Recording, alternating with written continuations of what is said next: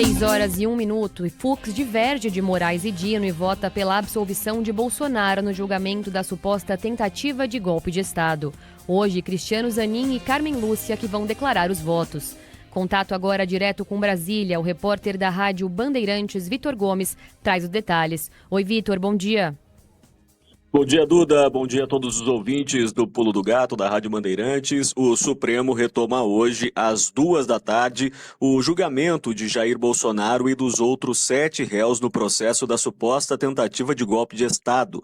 Será a vez de Carmen Lúcia e do presidente da primeira turma, Cristiano Zanin, apresentarem os respectivos votos. O recomeço dos trabalhos era previsto para as 9h, mas foi adiado por Zanin após uma longa apresentação feita ontem por Luiz Fux.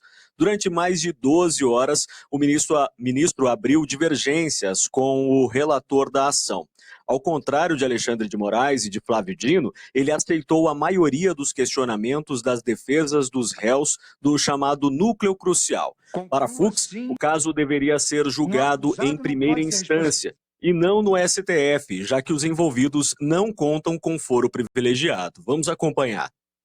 Conclua, sim, pela incompetência absoluta do Supremo Tribunal Federal para o julgamento deste processo, na medida em que os denunciados já haviam perdido os seus cargos. Não compete ao Supremo Tribunal Federal realizar um juízo político do que é bom ou ruim, conveniente ou inconveniente, apropriado ou inapropriado. Fux já tinha defendido que o processo não deveria ser analisado pelo Supremo no recebimento da denúncia em março. No entanto, na época, o argumento foi derrubado pela maioria dos ministros da primeira turma.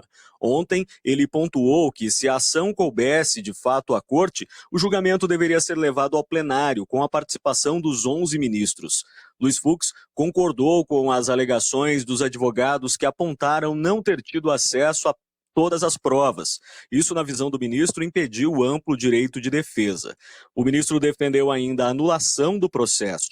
O voto de Luiz Fux foi o mais longo da história e detalhado em 429 páginas. A fala do ministro foi comemorada pela defesa de Jair Bolsonaro, que declarou que a manifestação entra para a história e faz jus à reputação dele. Fux votou para absolver o ex-presidente dos 5 crimes pelos quais foi denunciado pela Procuradoria-Geral da República.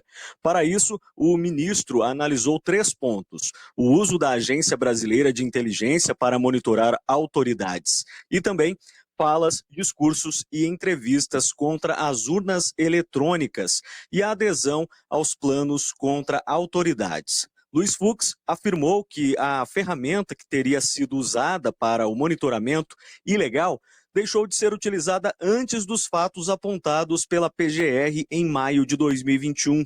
O ministro destacou que críticas ao sistema eleitoral não configuram crime e minimizou a chamada minuta do golpe ao dizer que nada saiu do plano da mera cogitação.